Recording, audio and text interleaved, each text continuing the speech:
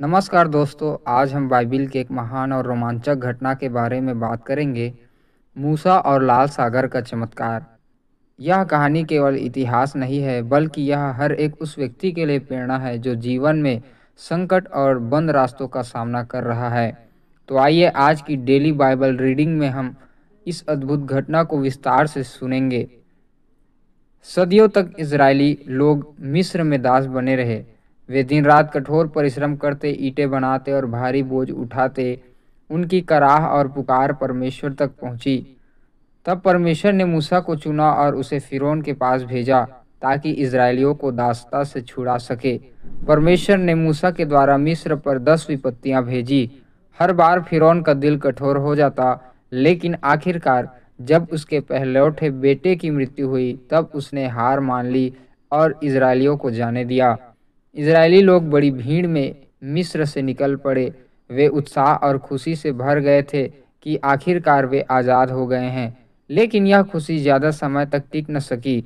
जब फिरौन को एहसास हुआ कि उसने अपने गुलाम को खो दिया है, तो उसने फिर से अपना मन बदल लिया। उसने अपनी शक्तिशाली सेना, घोड़े, रथ और योद्धाओं को तैयार किया और इजरायलियों के पीछे दौड़ा दिया। अब इजरायलियों के सामने एक कठिन परिस्थिति थी। आगे विशाल लाल सागर, पीछे से आती हुई मिस्र की शक्तिशाली सेना। लोग घबरा गए, डर गए और मूसा से शिकायत करने लगे, क्या मिस्र में हमारे लिए कब्र नहीं थी जो तू हमें यहाँ मरने के लिए लाया है?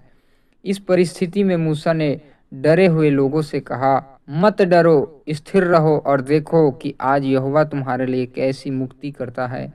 परमेश्वर ने मूसा से कहा, तू अपनी लाठी उठा और समुद्र के ऊपर हाथ बढ़ा और समुद्र को बांट दे।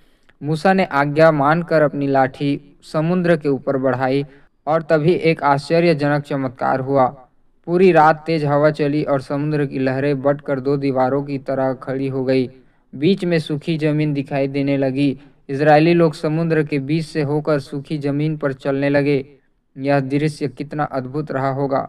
दाएं बाएं पानी की ऊंची दीवारें और बीच में सुरक्षित मार्ग।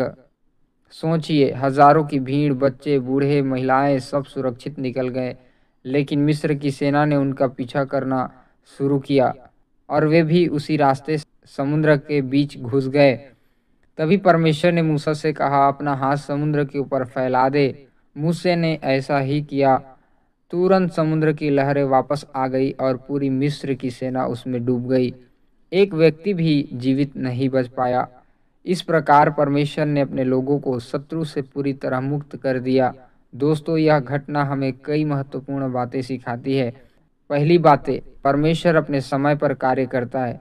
जब कोई रास्ता नहीं दिखता तभी वह हमारे लिए चमत्कार करता है। और दूसरी, विश्वास डर से बड़ा है। मूसा ने डरने की बजाय परमेश्वर पर विश्वास किया और पूरे राष्ट्र को बचा लिया। और तीसरी बातें, परमेश्वर दुश्मनों को नष्ट करता है। जैसे उसने मिस्र की सेना को नष्ट किया, वैसे ही वह आज भी हमारी समस्याओं और दुश्मनों से हमें बचाता है। चौथी, लाल सागर हमारे जीवन की मुश्किलों का प्रतीक है।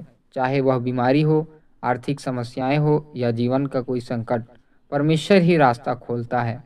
दोस्तों, मूसा और लाल सागर की कहानी हमें यह याद दिलाती है कि परमेश्वर सर्वशक्तिमान है और वह अपने लोगों को कभी नहीं छोड़ता।